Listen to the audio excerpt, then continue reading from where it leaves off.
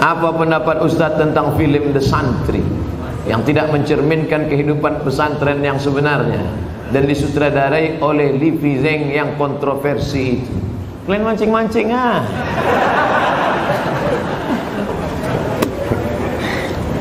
Udah banyak komentar udah. Ikuti aja yang udah ada tuh. Saya yang beban lama aja belum selesai lagi.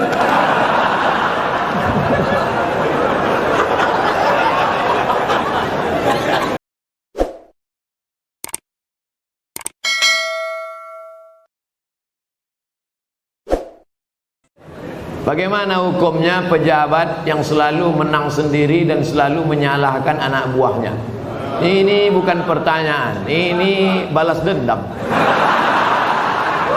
Ini sakit hati dia. Kemana caranya biar supaya Ustaz Somad menghantam pemimpin dunia?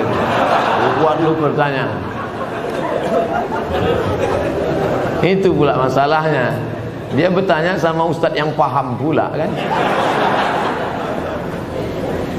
Nabi berkirim surat kepada Raja Romawi, namanya Heraklius, Herkal. Apa kata Nabi? Aslim taslam. Kalau kau masuk Islam, kau selamat. Falaka ajrani, kau dapat 2 pahala. Kalau engkau baik, rakyatmu semuanya selamat dan kau dapat 2 pahala. Itulah enaknya jadi pemimpin. Karena kalau dia baik, rakyatnya baik, dia dapat 2 pahala. Tapi kalau kau tidak baik, falaka dzambul arisiyin, semua dosa anak-anak buahmu kau ikut menanggungnya. Oleh sebab itu maka yang paling pertama dapat naungan di akhirat nanti, sab'atun yuzilluhumullah, 7 golongan dapat naungan Allah. Saat itu naungan tak ada, panas terik, tak ada atap. Di antara yang dapat naungan yang pertama bukan ustaz, yang pertama bukan ulama, yang pertama al-imamul adil, pemimpin yang adil. Tapi negara kita negara demokrasi. Kalau ada pemimpin-pemimpin kita yang zalim, yang menyalahkan orang, kita bisa lapor ke atas. Ada laporan bapak-bapak pegawai kepala dinas, lapor ke Pak Wali Kota. Pak Wali Kota ada laporan ke atas, ada atasan, ada BPK, ada Inspektorat Jenderal, ada macam bapak-bapak polisi, tentara, lapor ke Propam, ada atasan yang bisa kita laporkan. Kalau takut kirim surat kaleng. Jangan fitnah. In ja'akum fasiqun binaba'in, kalau datang orang bawa berita palsu, fatabayyanu, klarifikasi. Nah, salah tak selesai dengan ditulis di wall Facebook, tapi harus diselesaikan. Wa amruhum syura bainahum, diselesaikan dengan musyawarah. Seorang laki-laki pakai emas dalam solatnya, apakah solatnya sah?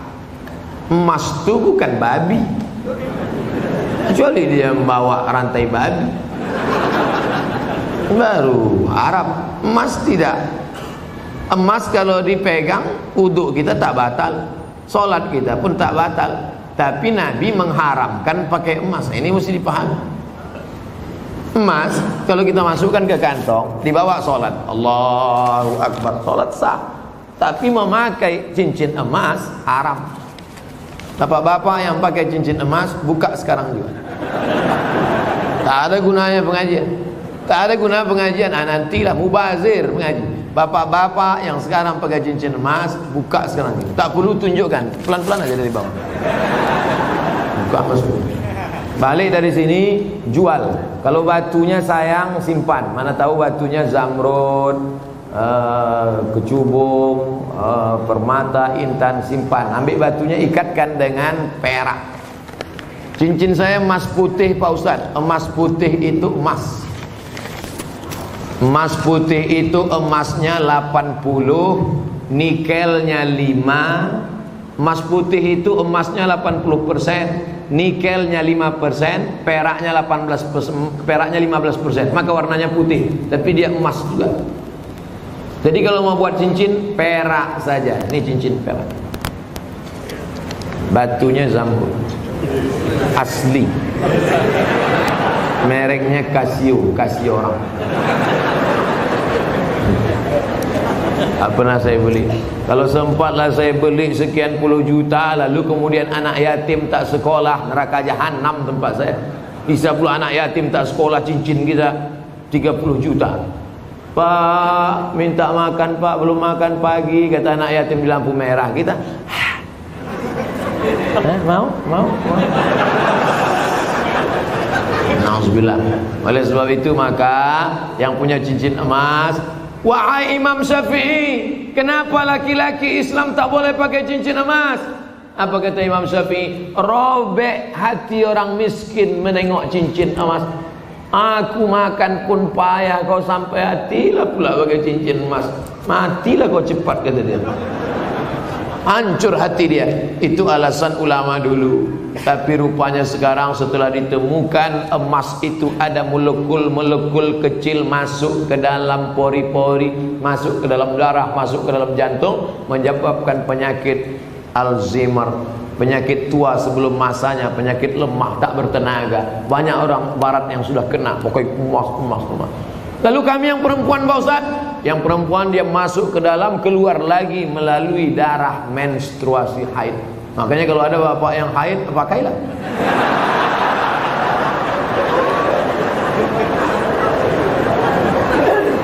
Saya selalu ketiduran, tak dapat sholat subuh. Orang yang tak sholat subuh karena ketiduran, ada hadisnya. Man nama, siapa yang tidur, walam yusalli, sampai tak sembahyang subuh, balas syaitanu fi uzuni, setan kencing di telinganya. Yang tadi tak sembahyang subuh, itu tertulis di sini, toilet setan. Makanya ceramah ini harus terus diamalkan. Balik dari sini, pergi ke toko jam di Tanjung Pinang, cari dia. Mbak, apa jam yang paling mantap di sini? Nah, ini satu. Tanya dia, ada tak jam yang bisa menyipak? Asal jam 5 menyipak dia, kalau pang. Sampai bangun subuh. Ibu-ibu yang membangunkan lakinya, rahimallahu mra'atan, Allah mencurahkan rahmat pada laki-laki, aiqadha ahlahu, yang membangunkan istrinya untuk sholat subuh. Bangun mama bangun. Bangun ibu. Tapi sekarang tak jelas lagi dunia ini, Ustaz. Entah siapa yang membangunkan, entah siapa yang dibangunkan. Ibu tu pula yang membawa air setimba. Bangun. Yang aslinya kalianlah laki-laki yang membangunkan perempuan. Tak satu dua perempuan mengadu melapor, Ustaz, kusangka dulu kalau nikah sama dia aku bahagia. Dia PNS golongan 4A, gajinya banyak, tunjangannya hebat, rumahnya besar, mobilnya mewah. Ternyata setelah nikah sama dia menderita, Ustaz, macam tidur sama babi hutan. Walaupun hidup 1000 tahun, kalau tak sembayang, apa gunanya? Walaupun hidup 1000 tahun, kalau tak sembayang, apa gunanya? Besok pagi masak sarapan, ibu nyanyikan lagu itu. Walaupun hidup 1000 tahun, sambil ngacau teh. Walaupun hidup. Kau nyindir aku ya? Enggak, aku tak ada nyindir. Ini lagu Ustaz Somad semalam waktu di masjid.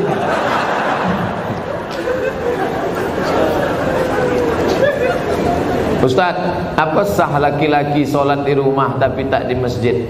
Laki-laki sholat di rumah, laki-laki solehah. Laki-laki sholat di masjid. Ini masjid kota Tanjung Pinang dibangun tapi tidak sesuai lagi dengan kota. Tidak sempat lagi bisa dilebarkan. Parkir sudah sulit, masyarakat sudah tertampung lagi. Makanya mesti dibangun nanti di lokasi yang baru, masjid yang lebih besar lagi. Amin. Yang ini tetap ramai, yang sana tetap ramai. Tengoklah, tak muat lagi orang sholat. Orang Tanjung Pinang ini kaya-kaya, tiang masjidnya emas. Ilaha illallah. Luar biasa. Orang susah menjadi emas. Laki-laki di Tanjung Pinang tak ada yang pakai emas, karena mereka mau menunjukkan kayanya bukan dengan cincinnya, tiang masjidnya emas. Hebatnya lagi di Tanjung Pinang, walaupun tiang masjidnya emas, tapi jendelanya tak pakai kosen. Menunjukkan apa? Aman. Tanjung Pinang aman, tak ada pencuri. Kadang-kadang kita masuk ke salah satu masjid, kotak infak dicor. Kotak infak pakai rantai besi, pakai gembok. di sini aman. Coba tengok masjid, lampunya pula macam lampu Masjid Nabawi. Luar biasa, hebat. Entah emas tak kuningan.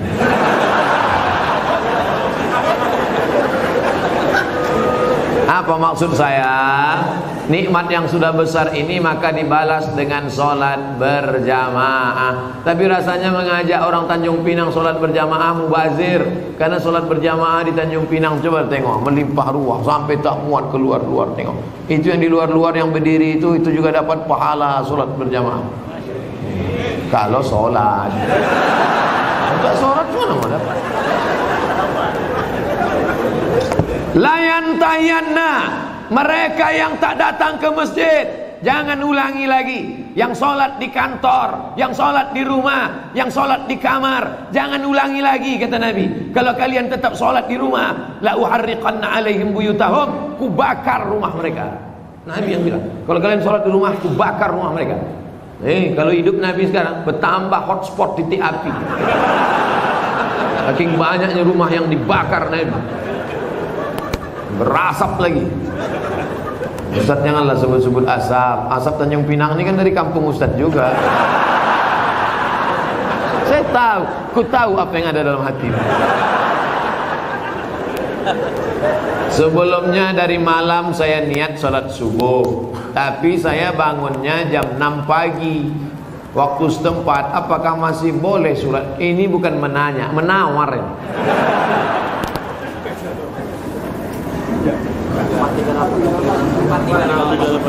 Subuh 4.38. Imsak subuh, zuhur, asar, maghrib, isya. Maghribnya jam, kalau maghribnya jam 6:04, kalau maghribnya jam 6:04, kurangi 15 menit. Begitu cara mengukur isyraq. Boleh sholat sunat isyraq itu 15 menit lewat syuruk. Syuruk matahari terbit. Syuruk matahari terbit. Jadi kalau begitu, syuruk matahari terbit di Tanjung Pinang jam 5.50 tambah 15 menit baru boleh sholat sunat isyraq jam 6:05. Itu jam kita ini imsak ada tapi isyraq tak ada. Cara mudah untuk isyraq, tengok maghribnya. Jam berapa maghribnya, begitu boleh isyraq. Kalau maghribnya jam 6:04, maka boleh sholat sunat isyraq jam 6 subuh lewat 5. 15 menit sebelum itu subuh sudah habis. Maka di Tanjung Pinang untuk saat ini subuh sudah habis jam 5.50. Kawan nih bangun jam 6. Ini kencing toilet setan juga. Oleh sebab itu jangan sampai tak sholat subuh. Bangun sholat subuh walaupun lambat jam 5.30, ada waktu 20 menit lagi, jangan langsung sholat subuh, tapi qabliyah subuh. Karena qabliyah subuh khairum minad dunya wa ma fiha. Usolli sunnata subhi rak'ataini qabliyatan. Rakaat pertama qul ya ayyuhal kafirun. Rakaat kedua qul huwallahu ahad. Baru iqamat, baru sholat subuh. Jangan tinggalkan qabliyah subuh. Jangan tinggalkan qabliyah subuh walaupun terlambat. Apakah ambil zakat menunggu orang minta zakat atau mencari yang wajib zakat menerima zakat? Khuz, ambil. Ambil zakat, khuz, ambil. Bukan, hai orang beriman, berzakatlah. Yang mau zakat silakan, yang enggak mau enggak apa-apa. Bukan begitu bunyi ayatnya. Khuz, ambil. Makanya yang punya jabatan kekuasaan buatkan perda, peraturan daerah, bayar zakat. PNS, ASN, perusahaan, BUMN bayar zakat ke Basnas. Yang tak mau bayar zakat tekan materi 6.000, siap dipindahkan ke sejauh mata memandang. Bisa apa tak bisa? Sudah, kata Pak Wan. Sudah diterapkan. Langsung zakat potong atas. Abdul Somad jadi tim sosialisasi zakat provinsi 5 tahun. Bayarlah zakat. Tak takut orang. Tak ada jabatan, tak ada kekuasaan. Tapi begitu bupati tanda tangan perda bayar zakat, langsung 10 miliar Selama saya ceramah, yang paling besar zakatnya Aceh Barat, Meulabu, 15 miliar kabupaten. 15 M. Pas saya ceramah sana, saya tak tahu. Saya pun ceramah. Di kampung saya di Riau ada kabupaten 10 miliar. Mereka senyum-senyum. Pas makan, berapa tadi Ustaz? 10 saya bilang. Kami 15 kata. Dalam hati saya, Abdul Somad akan datang kalau mau ceramah, tanya dulu. Pastikan kita lebih besar. Maka saya ingat betul itu. Mau labuh itu 15 M dulu, 4 tahun yang lalu. Sekarang lebih besar lagi.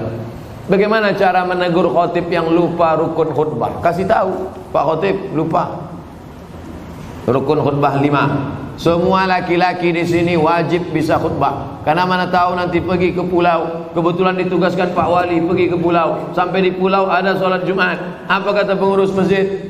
Hari ini Jumat tidak jadi karena nggak ada khotib. Karena khotib mencret. Karena khotib demam. Maka PNS yang datang tadi berdiri, saya bisa jadi khotib.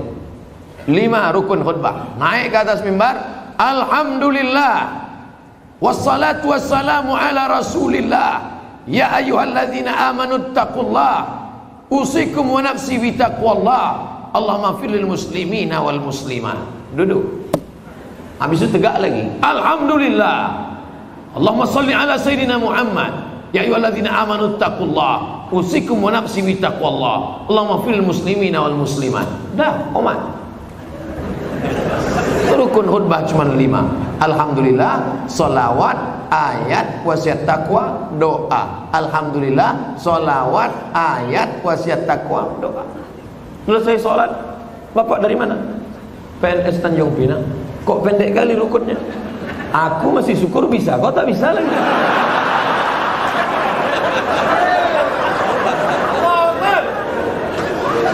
Nah, insya Allah selesai ceramah ini semua PNS ASN Tanjung Pinang bisa jadi khotib, betul? Sependek itu pun ada juga yang ragu. Naik ke atas. Nanti latihan dulu, karena kadang walaupun kita hafal, karena grogi naik ke atas hilang juga yang 5 itu. Pas naik ke atas, latihan. Alhamdulillah. Wassalatu wassalamu ala rasulillah. Ya ayyuhalladzina amanu taqullah usikum wa nafsi bitaqwallah Allahumma fir lil muslimina wal muslimat. Duduk. Karena khutbah mesti 2. Besok naik lagi. Alhamdulillah. Diulang balik, jangan pula naik lagi sama macam tadi.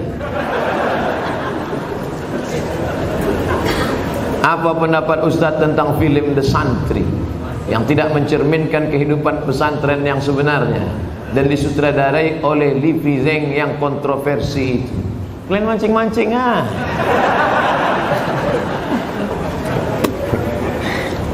Udah banyak komentar dah. Ikuti aja yang udah ada tuh.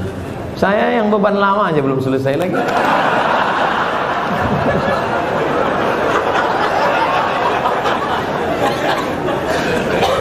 Haram hukumnya masuk ke rumah ibadah orang lain.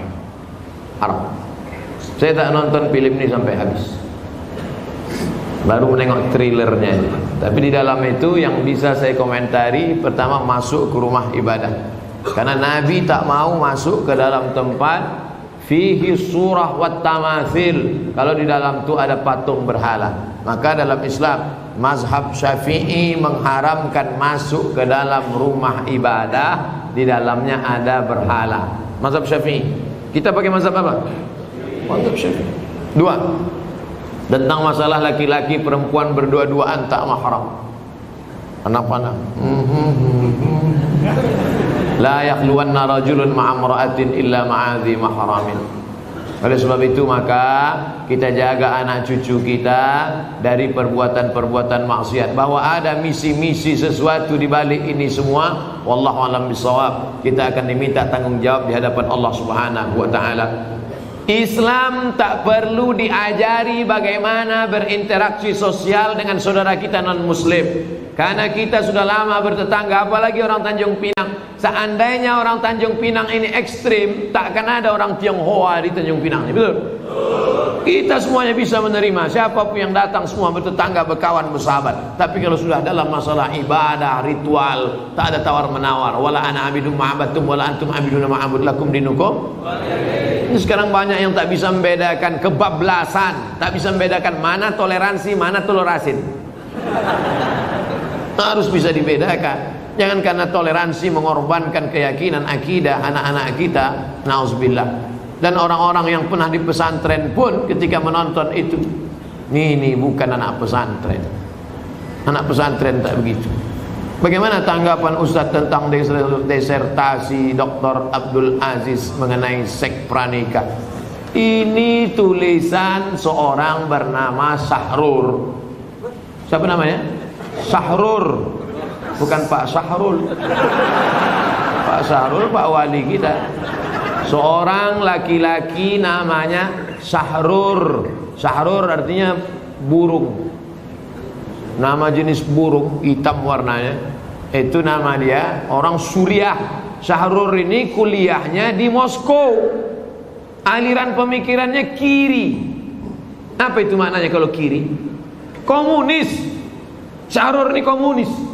Sekolahnya di Moskow. Pulang dia dari Moskow, dibacanya Quran, dilepaskannya dari asbabun nuzul, dilepaskannya dari nasikh mansukh, dilepaskannya dari tafsir bil ma'zur, ditafsirkannya dengan pakai otak dia sendiri, dipakainya dengan ilmu bahasa, pendekatannya dia selalu pakai bahasa.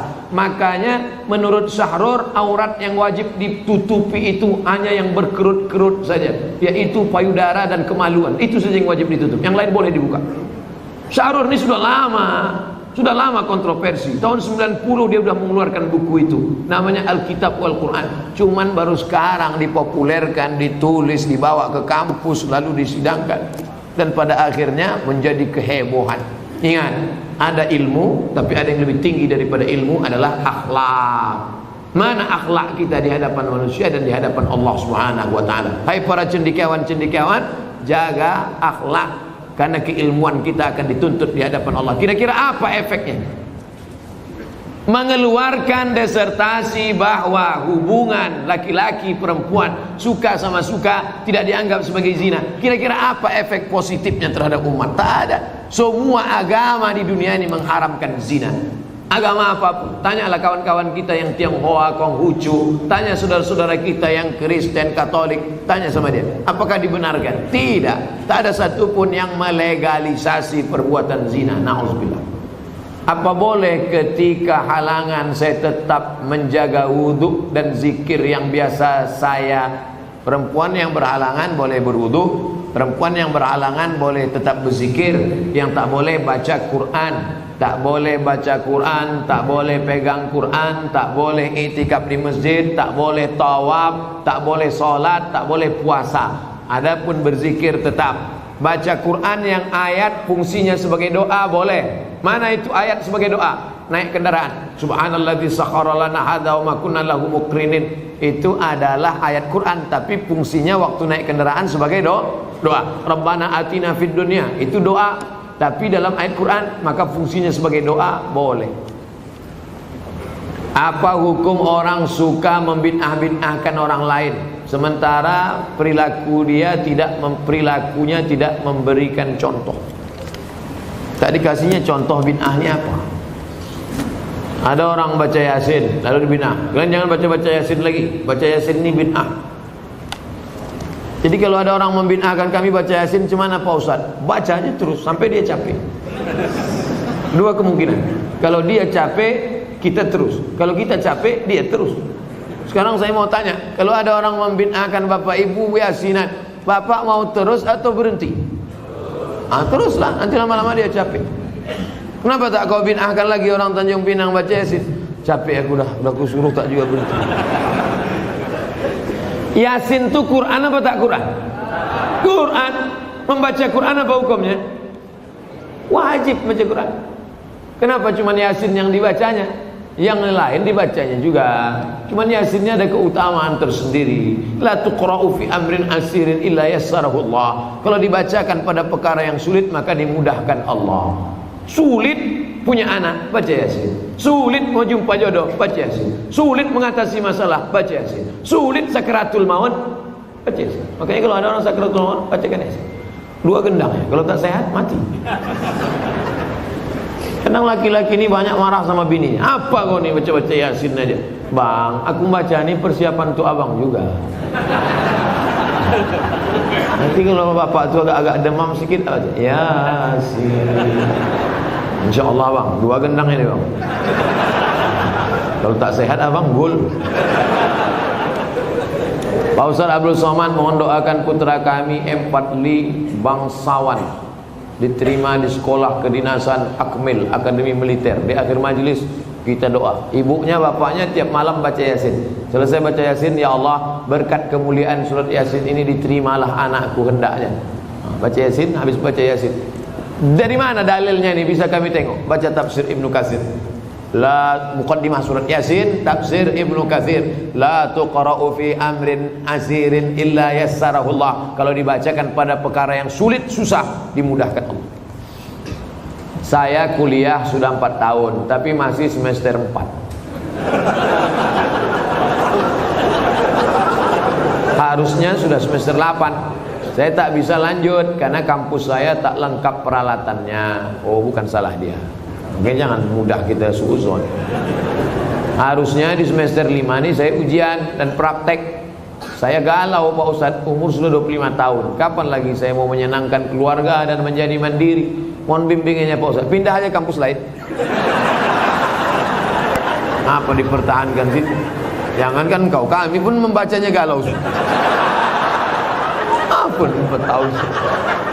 Pindah kampus lain. Banyak universitas berserak-serak di Kepulauan Riau. Susah dipertahankan situ. Yang perlu dipertahankan itu sehidup semati denganmu, Mas. Itu kalau nikah. Kalau sama kampus apa pula sehidup semati? Biar kampus itu mati. Ketika sholat subuh saya lupa baca kunut. Setelah salam saya baru teringat. Apa yang perlu saya lakukan Pak Ustadz? Sujud sahwi kalau engkau mazhabnya Syafi'i. Sami Allahu liman hamidah. Allahu Akbar. Takkan bangkit lagi ke atas. Terus saja sujud. Rabbi fili warhamni wajburni warfa'ni warzuqni wahdini wa'afini wa'afani. Allahu Akbar. Subhana rabbil a'la bihamdi. Allahu Akbar. At-tahiyatul barakatuh salawatu. Sebelum salam sujud. Allahu Akbar. Subhana man la yanamu wa la yashu. Maha suci Allah yang tak tidur, yang tak lupa. Allahu Akbar. Duduk lagi. Sujud lagi. Sujud 2 kali. Allahu Akbar. Subhana man la yanamu wa la yashu. Allahu Akbar. Baru salam. Assalamualaikum warahmatullah. Begitu juga jadi imam. Imam lupa doa kunut dalam mazhab Syafi'i, sujud sahwi. Kalau imam sujud sahwi, saya ikut tak apa? Ikut. Ini banyak juga makmum tak ikut. Imam sujud sahwi, dia diam aja. Pas salam, kau kenapa tak sujud sahwi? Yang lupa kan dia, aku tidak. Ini nak ikut imam. Ju'ilal imam liutamma bih. Yang tak baca kunut tu mazhab apa Pak Ustaz? Hambali. Hambali sama Hanafi tak ada kunutnya. Makanya di Masjidil Haram waktu Bapak Ibu umrah kemarin ada pakai kunut subuh. Tidak. Masjidil Haram tak pakai kunut subuh karena imamnya mazhabnya Hambali sejak tahun 1924. Sejak 1924 mazhabnya Hambali. Sebelum itu Makkah itu mazhabnya Syafi'i. Terjadi revolusi King Abdul Aziz. Yang sekarang ini Salman bin Abdul Aziz menggantikan abangnya Abdullah bin Abdul Aziz, menggantikan abangnya Fahad bin Abdul Aziz, menggantikan abangnya Khalid bin Abdul Aziz, menggantikan abangnya Faisal bin Abdul Aziz, menggantikan abangnya Su'ud bin Abdul Aziz, menggantikan ayahnya King Abdul Aziz. Jadi sejak Abdul Aziz geng ini aja dia bermazhab Hambali. Sebelum itu dulu mazhabnya Syafi'i. Dulu mazhab paling besar di Makkah itu mazhab Syafi'i. Nama orang yang terakhir menjadi penguasa Makkah keturunan Nabi Muhammad namanya Syarif Aunur Rafiq. Aunur Rafiq. Aun pertolongan, Rafiq Allah SWT. Aunur Rafiq pertolongan Allah SWT. Saya telah selesai subuh. Setelah itu datang orang ngajak sholat lagi. Apakah boleh saya sholat lagi Pak Ustaz? Ngajak-ngajak makan lah. Ngajak sholat. Kata orang sekarang, kalau ngajak-ngajak makan lah, apa pula ngajak sholat. Apakah ada tradisi zaman sahabat Nabi ngajak sholat? Ada. Hadisnya sahih, sahih. Nabi sholat di masjid. Selesai Nabi sholat di masjid, Nabi pulang. Sahabat tadi tak pulang, dia tetap di masjid. Lalu kemudian ketika dia sedang duduk, datang orang kampungnya terlambat sholat. Kata orang kampungnya, kami ingin sholat lagi, tapi ingin ngambil berkah kau jadi imam. Maka dia jadi imam, diulangnya sholat sekali lagi.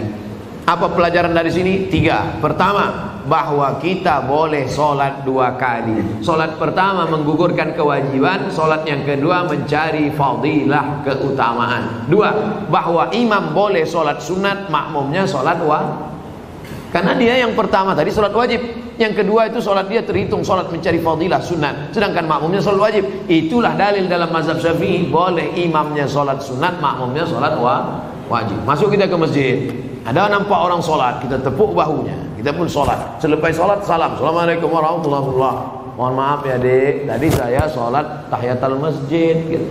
Gak apa-apa pak, karena saya di belakang itu sholat wajib. Karena dalam hadis boleh imamnya sholat sunat, makmumnya sholat wajib menurut mazhab Syafi'i. Yang ketiga, mengajak orang berbuat baik. Wa ta'awanu 'alal birri wat taqwa. Bagaimana hukumnya? Oh, ini udah tadi. Ini yang 3 ini sudah tadi. Di akhir majelis mari kita sama-sama berdoa kepada Allah Subhanahu wa taala, mudah-mudahan kita istiqamah dan mati dalam keadaan husnul khatimah. Selama bekerja sebagai PNS ini dijadikan Allah segala amal kita ini bernilai ibadah. Ala hazihi niyyah wa kulli niyatin salihah. Al-Fatihah. أعوذ بالله من الشيطان الرجيم بسم الله الرحمن الرحيم الحمد لله رب العالمين الرحمن الرحيم مالك يوم الدين إياك نعبد وإياك نستعين اهدنا الصراط المستقيم صراط الذين أنعمت عليهم غير المغضوب عليهم ولا الضالين آمين اللهم صل على سيدنا محمد وعلى آل سيدنا محمد Allahumma inna natawassalu ilaika bijahi nabiyika Muhammad sallallahu alaihi wasallam bi Fatihah.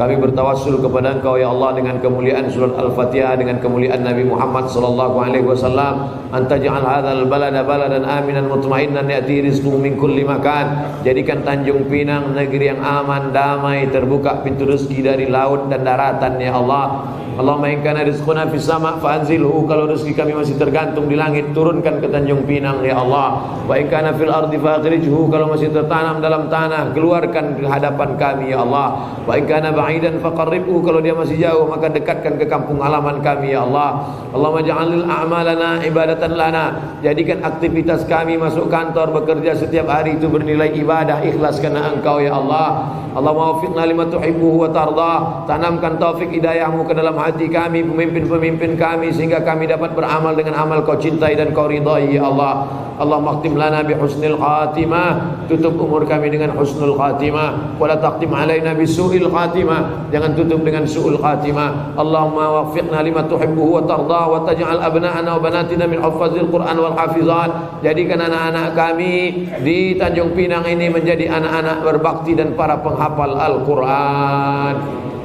Allahumma arhamna bil Qur'an. Turunkan rahmatmu kepada kami dengan kemuliaan Al-Qur'an. Waj'alhu lana imama wa nura wa huda wa rahmah. Jadikan Qur'an sebagai pembimbing, penerang, pencahaya, pemberi hidayah bagi kami ya Allah. Allahumma ja'alil Qur'ana rabi'a qulubina. Jadikan Qur'an sebagai penenang hati kami, wa dhihaba husnina wa humumina wa humumina. Jadikan Qur'an sebagai penghalau gundah gulana susah hati kami. Allahumma inna nas'aluka salamatan fid din. Beri kami keselamatan dalam agama kami, wa afiatan fil jasad, sehatkan badan kami, wa ziyadatan fil ilmi, tambahkan ilmu kami, wa barakatan fil rizqi, berkahi rezeki kami, wa taubatan qablal maut, beri kami taubat sebelum mati, wa rahmatan indal maut, berikan rahmat ketika mati, wa maghfiratan ba'dal maut, berikan ampunan sesudah mati. Allahumma hawwin alaina fi sakaratil maut, ringankan kami waktu sakaratul maut ya Allah. Wan najata minan nar, selamatkan dari api neraka, wal afwa indal hisab, hisab. Maafkan segala amal kami ketika nanti kami dihisab di hadapan-Mu ya Allah. Allahumma ansurna 'alal qaumil kafirin, tolong kami menghadapi orang kafir. Wansurna 'alal qaumil zalimin, bantu kami menghadapi orang zalim. Wansurna 'alal qaumil munafiqin, tolong kami menghadapi orang-orang munafik ya Allah. Ya muqallibal qulub, Engkau yang membolak-balikkan hati, sabit qulubana, kokohkan hati kami ala dinik dalam agamamu, wa ala ta'atik dalam ketaatan kepadamu. Allahumma faqihna fid din, dalamkan ilmu agama kami, wa alimna ta'wil, ajarkan kami pemahaman yang benar. Rabbana atina fid dunya hasanah wa fil akhirati hasanah wa qina adzabannar. Wa sallallahu ala sayyidina wa maulana wa syafi'ina Muhammad wa ala alihi wa sahbihi wa sallam, walhamdulillahi rabbil alamin. Taqabbalallahu minkum